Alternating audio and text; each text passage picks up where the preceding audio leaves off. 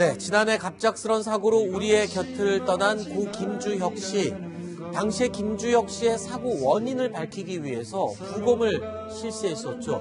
그랬지만 그때 아무것도 밝혀낼 수 없었습니다. 이후에 이 차량에 대한 검사도 실시를 했습니다. 그 최종 감정 결과가 나왔는데요. 경찰이 발표했습니다. 황인호 팀장님. 네. 자, 최종 발표 결과 어떻게 나왔습니까? 역시 차량 결함은 없는 걸로. 아, 그래요? 네. 그러니까 사실 가장 궁금했던 게. 그렇죠. 근데 이제 한 가지 그때도, 궁금했던 부분이. 네. 영상은 찍혔는데 음성이 담기지 않아서. 그랬죠. 무슨 말인가라도 사고 당시 있을지 않았을까 했는데 그게 없었기 때문에. 네.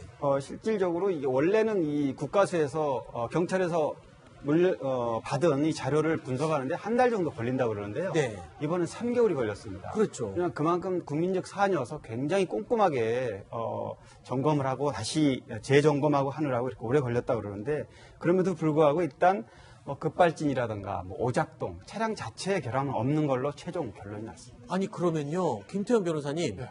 지금 부검 결과도 밝혀낼 수 없었고 네. 차량 검사 결과도 아무것도 원인이 나오지 않았으면 이제 고 김주혁 씨의 사망 원인에 대해서는 지금 영원히 미스테리로 그렇게 남게 되는 건가요? 그러니까 사망 그 원인은 뭐 이제 쉽게 말하면 교통사고 추돌인데 그건 나온 거예요. 공식적인 그러니까 법적으로 말씀드리는 공식적인 사망 원인은 나온 거나 마찬가지예요. 네네. 그러니까 제가 말하는 건 그렇죠. 왜 그게 그렇게 사망에 거죠. 이르게 그게 됐는지 문제인 거죠. 그러니까 그 이야기를. 공식적으로는 이제 그 교통사고를 통해서 이제 머리 쪽에 충격이 있어서 그렇게 됐다라고 나오지 않았습니까? 네. 근데 문제는 그 운전의 행태가 굉장히 좀 정상적이 않았기 때문에 네. 왜 그렇게 운전을 할 수밖에 없었는지, 조김주혁 씨 모배임 이상이 있었는지, 차량 결함인지 그게 이제 공식적인 사망 원인과는 별도로 우리가 이제 궁금증을 가지고 있는 거고 아마 유족들도 그 부분이 굉장히 궁금할 건데 네. 그건 사실 이제 영원히 미궁에 빠지게 됐죠. 네.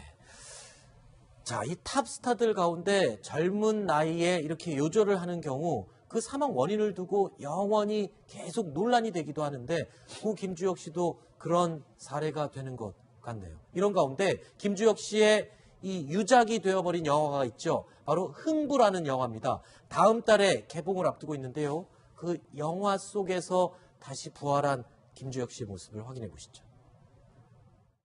꿈을 꾸게, 그리고 그 꿈을 사람들에게 전하게. 우리 형제 얘기를 써보는 게 어떻게? 자네 정말 천재에게 틀림없는 꿈꾸는 자들이 모이면 세상이 조금 달라지지 않겠는가? 땅이 하늘이 되는 세상. 자, 지난 9일에 이 영화 흥부 제작 발표회가 있었는데 같이 참여했던 동료들 제작 발표회 때 눈시울을 붉혔다고요? 네, 특히 정진영 선배죠. 정진영 씨 같은 경우는 김주혁 씨의 사고를 기억을 해서 굉장히 제작 보고회 자체가 좀 숙연해졌고요. 네. 워낙 또 정진영 씨가 김주혁 씨하고 맡은 캐릭터가 서로 많이 그 분이 악당으로 거의 네. 악당 역할을 맡아서 김주혁 씨를 동생이죠. 흥부를 괴롭히는 역할을 하다 보니까 더 많이 생각이 났다. 그랬고 정우 씨 같은 경우는 워낙 김주혁 씨의 어떤 배려와 여러 가지 촬영 현장에서부터 네. 영화에 참여하게 된 계기서부터 많은 도움을 받았기 때문에 굉장히 그 눈물이 더 많이 난다는 얘기를 많이 했고요. 네. 개봉은 다음 달 중순이지만 벌써 일찌감치 지난 9일날 이제 그런 자리를 가졌었는데 네. 아무래도 김주혁 씨 유작이다 보니까 네. 조금 전에 예고편 보셨지만 그 예고편도 조회수가 580만 이를 정도로 아하. 이 관객들이 이 영화에 대한 관심이 벌써 굉장히 뜨겁습니다. 네. 배우 정우 씨의 얘기를 지금 해주셨는데요. 영화 흥부 제작 보고회에서 김주혁 씨를 가장 보고 싶어 했던 이 정우 씨의 목소리를 들어보시죠. 많이 보고 싶습니다. 예. 주혁이 형. 많이 보고 싶습니다. 예.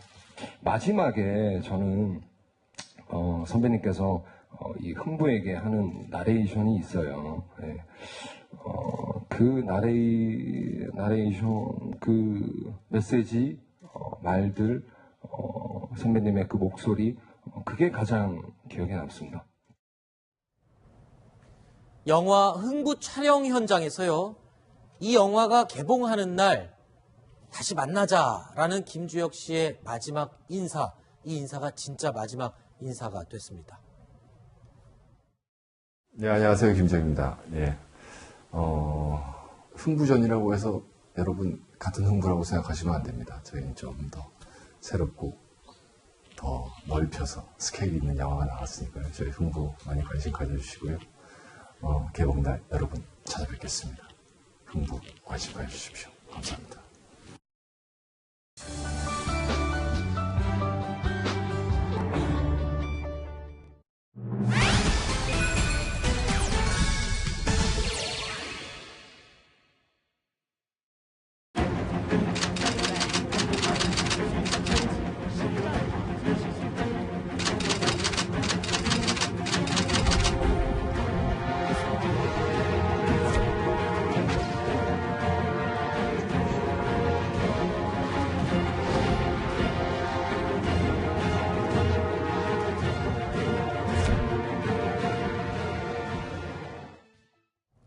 자, 어제 뉴스탑10에서 북한 내에 있는 중국 기업들이 최근 모두 철수했다라는 소식 전해드렸죠. 그런데 이번엔 러시아가 북한 안에 있던 노동자들을 내년까지 모두 돌려보낸다.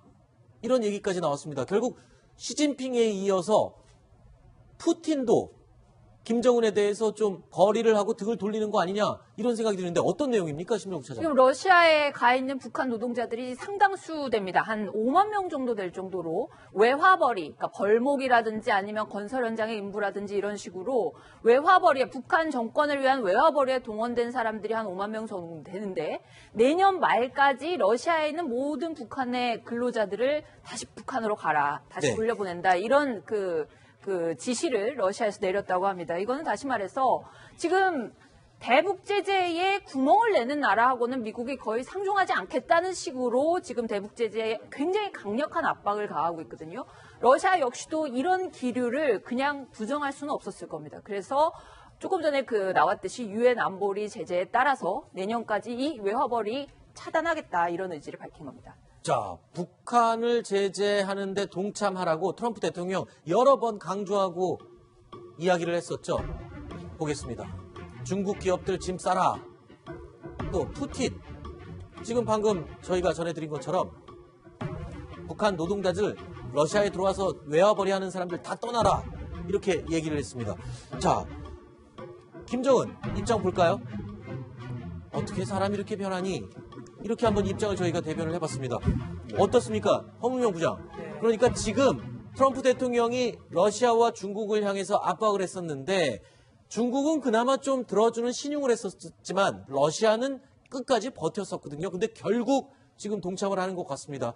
이 압박과 제재가 통했다라고 볼 수 있는 건가요? 네, 저는 그렇게 그래요? 생각합니다. 그리고 지금 단지 사랑이 변하는 수준이 아니라 네. 사실 중국의 입장은 북한과는 혈맹 관계로 묶인 관계로 묶여져 있는 그런 관계들이 지금 시진핑 주석의 그 특사가 북한에 갔을 때 김정은을 아예 만나지도 않고 그렇죠. 그래서 중요한 국가적 행사가 있을 때마다 미사일 도발하고 그래서 사실 중국과 북한 관계가 옛날처럼 혈맹 관계가 아니고 굉장히 좀 파열음이 나고 있다는 소식들은 그렇죠. 계속 나오고 있습니다. 그래서 러시아 역시 이제 그럴 수밖에 없을 것 같고요. 어쨌든 북한이 지금 계속 도발을 하든 어쨌든 간에 계속 북한 내부 상황은 명약 관화하게 네. 자신들의 체제를 위험에 빠뜨리는 지경으로 갈 것은 명확하기 때문에 네. 계속해서 북한은 고립될 수밖에 없고 중국이나 러시아조차도 그걸 언제까지 원호할 수 있을까 여기에 대해서는 불을 보듯 뻔하다고 봐야죠. 그렇군요. 근데 김종일, 김일성 때는 물론이요. 김종일 살아있을 때까지만 해도 사실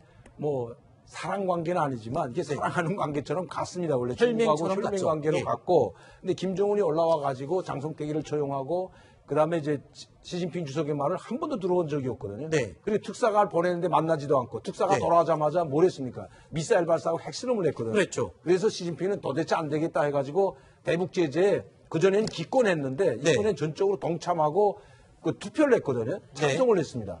그래서 김정은 정권은 김정은 위원장은 시진핑을 패싱하고 중국을 패싱하고 중국 안에 졌다고 러시아에 갔거든요. 네. 러시아에 가서 도와달라고 해가지고 러시아에서 그동안 많이 도움을 줬습니다. 도움을 줬는데 러시아도 이제는 더 이상 버틸 미국에 계속 버티면서 이렇게 도와줄 수가 없기 때문에 네. 러시아도 아마 돌아서는 것 같습니다. 그렇군요. 자, 중국과 러시아가 네.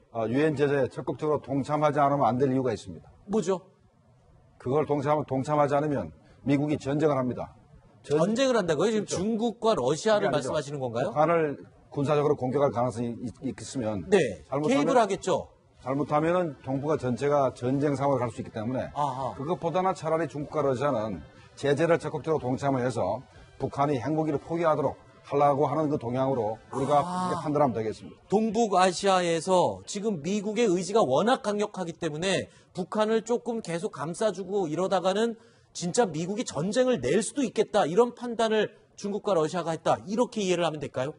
네, 그렇게 보시는 게 맞을 것 같습니다. 그 정도로 지금 이 한반도 상황을 심각하게 보고 있는 것이군요. 알겠습니다. 하나만 더 여쭤보겠습니다.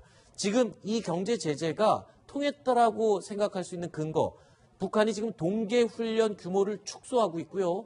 그리고 김정은이 지금 군 수뇌부 처형을 지금 늘리고 있다고 합니다. 그러니까 지금 중국에서 주던 석유 제품 네. 차단되고 있고요. 가공된 석유 제품은 뭐 그냥 다 잘리고 원유만 지금 30-40% 들어가고 있는 형편이기 때문에 아마 네. 석유 문제가 가장 긴장할 것 같습니다. 네. 그리고 식량 문제도 지금 긴장하고 있거든요. 식량 네. 문제도 긴장하고 석유도 긴장하게 되면 뭐 뭘 가지고 훈련을 하겠습니까?